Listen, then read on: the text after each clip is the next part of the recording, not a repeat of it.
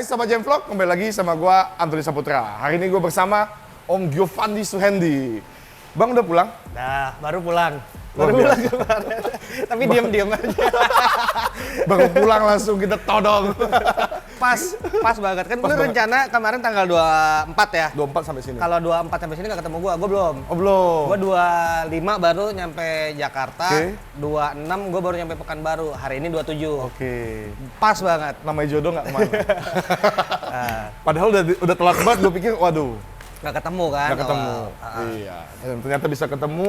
Kita mau update Megatank 100 ton yang viral ini setelah ditinggal Bang Gio seperti apa gitu loh. Oke, jadi kalau setelah gua tinggal sih nggak ada yang perubahan gimana-gimana, nggak ada. Ada Bang? Hah? Ada. Apa tuh? Lebih bening. Kalau bening mah udah lama. Bening udah lama. Dari pas gue dateng. Oh, pas lu datang Pas ya. gue dateng jauh banget ini Bang. Cuma semenjak gua tinggal Siap. sampai gua balik nggak ada. Mungkin beberapa ikan yang cukup terlihat sama gua, bedanya itu cuma si Piraiba. Oke. Piraiba ini agak cukup terlihat sama gua, gedenya lumayan nambah. Tapi kalau yang lain, karena selama gua pergi kan pakan gua rem. Jadi awalnya itu gua suruh kasih makan seminggu 2 kali. Oke. Seminggu 2 kali, kemudian ada sedikit eksiden.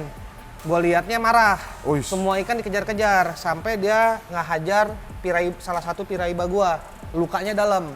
Luka dalam nih Bang. Luka dalam. Abis itu akhirnya gue koordinasi sama Bang Angga sama Ridwan. Gue bilang, yaudah kita kasih seminggu 3 kali. Oke. Hari ini makan, besok puasa, makan puasa gitu. Nah, semenjak itu mulai kalem dia. Agak redam lah ya. Redam, nggak resek lagi. Tapi porsinya juga gua kurangin, nggak sebanyak seperti Ada abang di sini. ya. Apa alasannya Bang? Kenapa mesti abang puasain ketika abang nggak ada?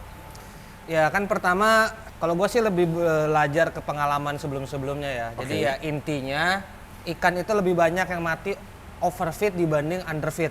Oke. Lu kebanyakan ngasih makan, ikan itu potensi matinya lebih tinggi dibanding lu jarang-jarang kasih makan. Karena pencernaan kah atau kenapa Bang? Banyak faktor, pencernaan mungkin sedikit, tapi biasanya makanan yang tersisa dan lain-lain. Walaupun dengan skala volume sebesar ini semestinya nggak ada masalah, tapi daripada ya udah biarin aja. Oke. Nah, jadi kalau lu jarang-jarang kasih makan, ikan pun juga nggak lu kasih makan seminggu juga nggak masalah bos, nggak akan mati.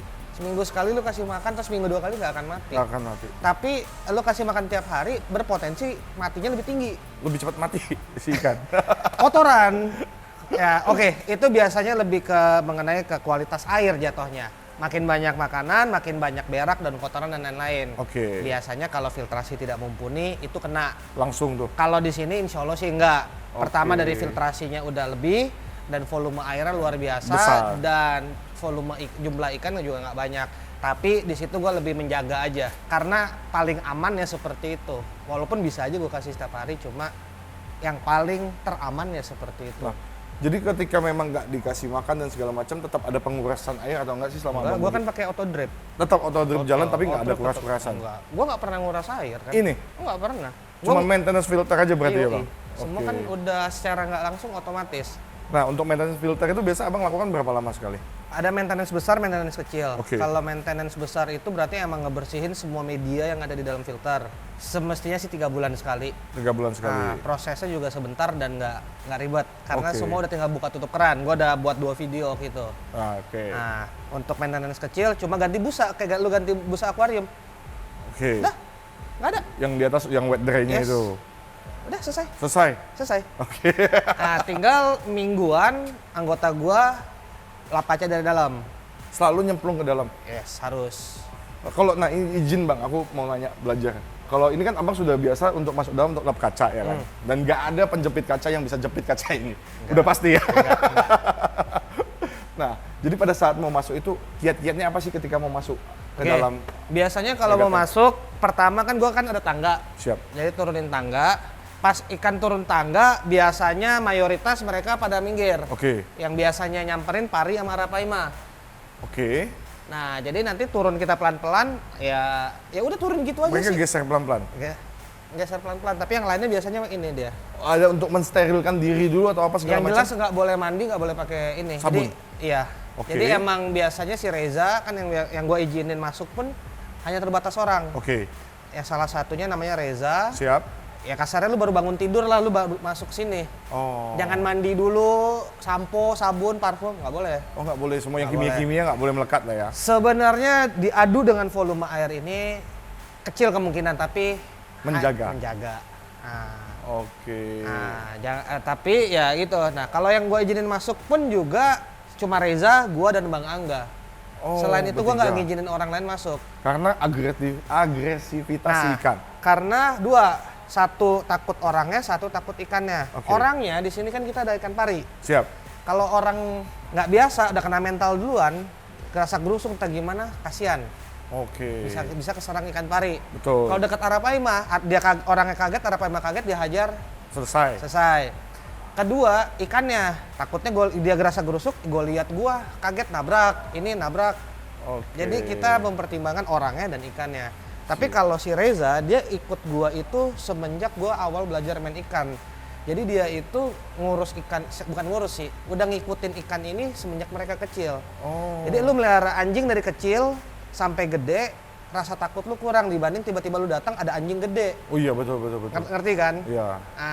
Takut digigit, tapi kalau dia kan udah ini, megateng gua yang lama pun dia juga banyak Bantu-bantu. Yes. Oke. Nah, jadi setelah Abang pulang ini selain lihat perubahan si Piraiba yang semakin besar, Abang lihat perubahan apa lagi dengan Megateng Abang?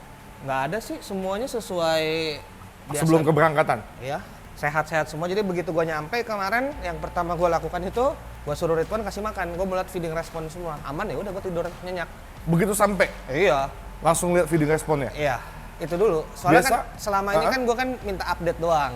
Oke. Gua ngeliat dari handphone atau gimana, gua ngeliat langsung.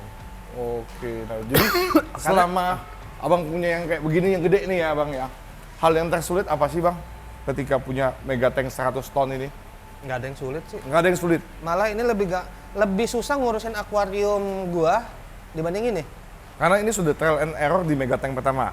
Pertama, soalnya ya gua nggak tahu ya, mungkin dibilang sombong kali ya. Gua nggak tahu ini mau diimprove, apalagi udah mentok gitu. Oke, Karena gini. pengembangannya ya. Udah mentok. Oke. Mentok gini bang. Jadi ada saat dimana kurvanya itu lu tambah sesuatu naik dia, Iya. lebih bagus. Tapi sampai titik tertentu, mau lu tambah apapun, kurvanya udah datar. Oke, sama-sama aja lah gitu. Iya, namanya diminishing return. Oke. Nah, jadi contoh, ini air udah bening, udah bagus segala macam. Oke, Bang, biar lebih mantap pakein rotary drum, RDF. RDF. Gua tambah 10 RDF ya hasilnya gini juga. Gini juga kurang lebih. Ngerti nggak lu maksud gua? Paham. Ini udah bening, mau dibeningin kayak gimana lagi? Bening banget sih. Nah, ini tinggal, makanya sebentar lagi mau gua lakukan itu untuk mengganti substrate. Pertama ini kan udah hampir setahun juga ya, gua Siap. mau ganti suasana. Oke. Dan kedua, kalau gua nggak tahu di kamera seperti apa, tapi kalau secara real, kita lihat ini karena mayoritas batu ini hijau toska ya, biru hijau toska. Jadi Ajak rona-ronanya agak-agak ke hijau-hijauan, tapi Iya. bukan hijau. Nanti kalau kita lihat dari atas, itu lebih telak lagi tuh, kelihatannya Ya. malah kayak hijau gitu kan. Ya, betul. Makanya gua mau ganti substrate, jadi ganti suasana sih. Ini nggak Siap. ada yang salah, ini udah keren banget, cuma gua lebih mau ganti suasana Lebih aja. mau ganti suasana. Lebih mau ganti suasana, karena gini, sesuatu yang lu lihat tiap hari, Iya. berbulan-bulan, bertahun-tahun, akhirnya lu kan ada titik jenuh. Oke. Bukan dia nggak bagus, tapi karena lu Mau ganti suasana aja. mau ganti suasana. Mau lihat pemandangan berbeda. Betul.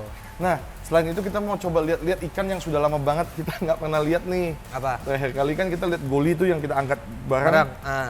Nah, sekarang itu tuh golinya yang menurutku ya, panjang pasti nambah. Tapi yang paling luar biasa nambahnya itu ke atasnya ya, Bang. Betul. Dia gini, kalau lu lihat agak jauh, kan ikan terbesar gue yang di sini kan arapaima. Iya. Begitu ikan lain sebelah-sebelah nama arapaima kebanting. Iya. Arapaimanya jauh lebih besar. Tapi kalau goli sebelah nama arapaima dia imbang. Tinggi badan dia sama tinggi badan arapaima mirip. Oh. Gua nggak bilang 11-12, mungkin kayak 10-12. Tapi kan 10, nggak 12. jauh. Nggak jauh. Tapi kalau ikan lain, telek, misalnya nih, payara, Iya, sama- sebelahan nama itu, nih, dia sebelah-sebelahan nih sekarang. Iya. Lu kelihatan kan, nampak kebanting kan? Iya. Dari panjang, dari badan. Tapi begitu nanti gue lihat sama arapaima sebelah-sebelahan nih. Iya. Ini gue lihatnya mau kesini nih. Nih, ntar. Oke. Nah, lu lihat dia sebelah-sebelah nama arapaima, itu kelihatan nggak kebanting. Oke. Ngimbang. Tuh, lu lihat porsi badannya sama Oh, ini. tebelnya. Tuh, nggak kebanting. Ini nggak kebayang sih waktu kalau ini dalam ukuran segini yang dulu kita evakuasi, Bang. Yes. Pasti lebih susah banget jauh susah ya. lagi. Nah, jadi di sini ini rajanya, itu ratunya. Oh, ini raja. Tapi dia yang paling bengil. Jadi alfa yang mana nih, Bang? Kalau secara alfa dia, Alfa itu. yes. Kalau ini lebih kalem. Karena dia gede doang, gede badan doang. Tapi dia kagak agresif, kagak apa-apa. Kalau untuk makan, Oh dia, ini rajanya kalau buat 1, makan. 2. Oh ini. Yes, yang lain baru minggir habis itu. Pas dia udah agak kurang. Baru yang lain. Baru yang lain dapat Mayoritas kayak kebahagiaan. gitu. Dia dulu 2 itu. Mesti dikenyangin dulu dua Iya, ini. 2 itu. Kalau yang ini Bang, Payara sama Dorado ini gimana sifatnya di sini? Sejauh ini mereka ya kagak ada agresif sama sekali ya kalau di tempat gua ya. Oke. Karena banyak faktor, Bang. Ini kan pertama dari Space. space, terus jumlah pakan. Oke. Nah, jadi dia emang ya kalem lah jadinya. Arus juga mempengaruhi. Arus, nah kan gue dorong ke di sini. Ini Ya. kan 200 ton per jam ini. 200 ton per jam. Iya. Pompanya. Ini 200 ton per Berarti jam. udah 2 kali ini ya Bang Yes, ya? 2 kali. 200 ton per jam dan ya secara overall ya kalau abang lihat ya nggak ada yang luka-luka, nggak ada yang apa. Yang Ya, semua mulus-mulus. mulus. Set. Ya mungkin lah kayak kemarin kan gue lihat sama Piraiba ya itulah accident sesekali ya. Karena pelihara predator lah ya. Ya, Jadi gua nggak begitu. bisa bilang pasti aman semua apa gimana enggak. Cuma kan dampaknya itu lukanya, resikonya sampai mau sekarat kah, sampai Iya. mati kah, atau cuma senggol-senggol atau nggak sengaja kan gitu. Resiko tetap ada, cuman hanya bisa diminimalisir. Yes. Nggak bisa dihilangkan. Mengurangi, kita hanya mengurangi. Ya, Mengurangi. ini RPC juga boleh gede banget. Sejauh ini kita kan ya intinya selama dia perut dia penuh, tempat memadai, dia nyaman, tidak stres. Nah, misalnya ada satu yang terlalu sering dikejar kayak dulu ke Kelberry. Oke. Ini karena hardscape ini dia juga bisa bantu dia bersembunyi. Iya sih. Nah, Kayak tapi tempat kalau kumpul susah. yes, tapi kalau terlalu kebuka, ketemu terus, Hancur. lebih kena mental dia. Tapi kalau dia ngerasa nggak nyaman, dia bisa Masuk ngumpet di sana, dan yang punya waktu untuk recovery, ada waktu lah. Mungkin bisa dipertimbangkan untuk tempatku, karena tempatku kan kemarin aku ada tank yang 2 meter setengah kali semeter 20 tinggi semeter. Nah. Itu kan terbuka banget, nggak Iya. ada apa-apanya. Wah, tak. Betul, karena kan kayak jenis, ya intinya gini, kalau mereka terancam, mereka harus punya tempat sembunyi. Oke. Nah, sedangkan kalau dia alpha, dia pasti show. Show terus. Ya, jadi fungsi hardscape ini tidak hanya untuk estetika, tapi kan waktu itu sama Jeffrey ya intinya gue perlu ada tempat untuk ikan gue kalau kenapa-kenapa ada tempat untuk retreat, Oh. untuk dia mundur dulu gitu, Siap. isi amunisi, isi tenaga gitu kan sebelum perang lagi ke depan. Jadi kita perlu pertimbangkan tempat buat hiding Nah, untuk di rumahku. betul. Nah, kayak jenis catfish tapi itu jadi minus seperti TSN Platinum gua. Oke. TSN itu kalau ada kayu dia sukanya ngumpet. Oke. Jadi keluar kalau makan doang. Ini lu nggak akan lihat TSN gua kalau kecuali lagi makan. Karena dia masuk ke dalam Dia di hardscape. tengah-tengah situ, masuk Oh. dari sana. Beda juga, tapi tergantung jenis catfishnya. Kayak jenis Piraiba, dia nggak mau ngumpet, dia selalu show. Show. Dia selalu di depan. Nah, ini bagus nih. Nah. Yang ini silver banget. Nah, kata-kata kan Piraiba mulai gede jadi hitam ya, Bang. Ya, itu ada yang dari Peru sama Suriname. Kalau yang silver dari Ini gua kalau nggak salah ini yang Peru, yang Suriname yang lebih ke hitam. lebih ke hitam. Betul. Nah, Piraiba ini juga dia agak sedikit unik. Kalau lo lihat ikan gua ini kebanyakan dia di sebelah kanan, Bang. Oke. Karena di sini lebih gelap. Oh, gitu. Ya, cahaya matahari dia nyerongnya ke sini. Di sini lebih terang. Di sini lebih terang dibanding sana. Oh. Ya, jadi biasanya rata-rata mereka lebih ke sana. Cenderung tempat gelap. Tempat gelap, mereka lebih nyaman. Sebenarnya kan mereka tinggal milih, mereka mau yang agak terang, gelap, atau di balik kayu. Mereka Suka mereka ya? suka mereka sendiri. Oke. Nah, jadi kalau yang di tengah ini lebih panas karena eksposur matahari terus. Nah, biasanya yang di tengah ini yang biasanya yang jagoannya doang. Nah, kayak lele-lele biasanya mojok sana. Mojok sana, ya sebagian kadang-kadang di sini Ini lagi berjemur nih, Bang. lagi berjemur. Nah, mereka pilih mereka nyaman di mana. Siap, Tapi siap. mayoritas di sana. Jadi Piraiba juga Mereka di sana pas kasih makan, gua kan ngasih makan tengah. Iya. Mereka ambil makan tengah, habis itu balik Lagi sini. Ya. Terus di situ ada lobang. Nah itu biasanya pibas-pibas suka ngumpet di sana. Tuh kelihatan nggak? Ada itu ekornya tuh. Ah, tuh. Nah, RTSN gue di sana juga. Oh, begitu. Pibas-pibas yang kecil biasanya suka di Oh, sana. dia buat goa itu ya. Buat goa di sana. Jadi mereka nyamannya di mana? Mantap. Karena mantap. pibas ini kan dia kan untuk ikan predator dia ada 2 bang yang gua tahu jenisnya. Gue lupa nama bahasa Inggris atau Latinnya. Jadi ikan predator ini ada yang dia itu hidupnya, oke ini sungai. Konturnya kan ini lebih dalam pasti lebih ke arah darat ya. Iya. Pibas ini kan yang lebih ke sini bang. Oh. Dia bukan yang di perairan dalam kali. Dalam. Nah, tipe-tipe yang lebih ke sini yang ke arah darat, dia mayoritas tipenya menyergap. Oh. Nah, makanya dengan dia ada kayu seperti ini, dia lebih nyaman juga. Karena ya dia nggak banyak gerak. Tinggal tunggu Makan jebret. Jebret. Makanya kayak lu melihara pibas di akuarium lu juga, dia aktif-aktif tapi bukan yang keliling terus. Iya. Dia banyak standby atau ngelawan arus tapi di situ. Dia stay dia di tengah. Ya, makanya banyakan orang melihara pibas walaupun tanknya mungkin nggak terlalu besar tapi rame-rame bisa. Kenapa? Karena dia nggak terlalu banyak ini. Bergerak. Dia di satu tempat, ada makanan jebret. Heeh. Tapi kalau yang pibas, Oscar, gitu-gitu, RTS lele-lele biasanya udah mulai ke arah yang dangkal. Di mana di situ banyak ikan kecil, dia standby satu tempat, tangkap. Tunggu lewat. Tangkap. Nah, Mantap. itu. Abang ini pulang dari Amerika, ngeri kali ilmunya. Jadi mesti banyak aku tanya-tanya. Nah, kurang lebih seperti itu. Mantap, mantap bang. Nah jadi gitu update mengenai tank Mega Tank 100 ton milik lebih. Bang Giovanni Suhendi. Kurang lebih seperti itu. Jadi nanti ada beberapa hal yang mau dikerjakan di sini ya bang. Yes. Ya? Nanti di next content mungkin. Jadi ini kita update dulu pertama kali Bang Gio pulang dari Amerika. Oke. Kurang lebih inilah pertama kalinya ya. Jadi masih bengis banget sih bang. Bengis. Ini nanti kita mungkin berarti next video Di next gua akan video. liatin filter di atas udah seberapa kotor Oh, ininya. oke. Oke. Nanti gua Siap. soalnya gua buka-buka juga lah filter. Mari kita buka-buka. Kita buat repot Bang Gio jadi. Oke. Oke. Siap. Nah, jadi kita sahabat Jemvlog konten kita kali ini kalau misalkan sahabat Jemvlog ada yang mau lihat lebih detail mengenai Mega Tank 100 ton ini udah ada banyak banget dibahas di channelnya Bang Gio ya. betul. Bang Gio Fandi Suhendi. Oke, sahabat Jemvlog, gitu aja konten kita kali ini. Jangan lupa tetap dukung Jemvlog dengan cara subscribe, like, dan share setiap video-video yang kita buat supaya semakin banyak lagi orang yang nonton kita. Oke, sahabat Jemvlog, sampai ketemu lagi di video selanjutnya. Bye.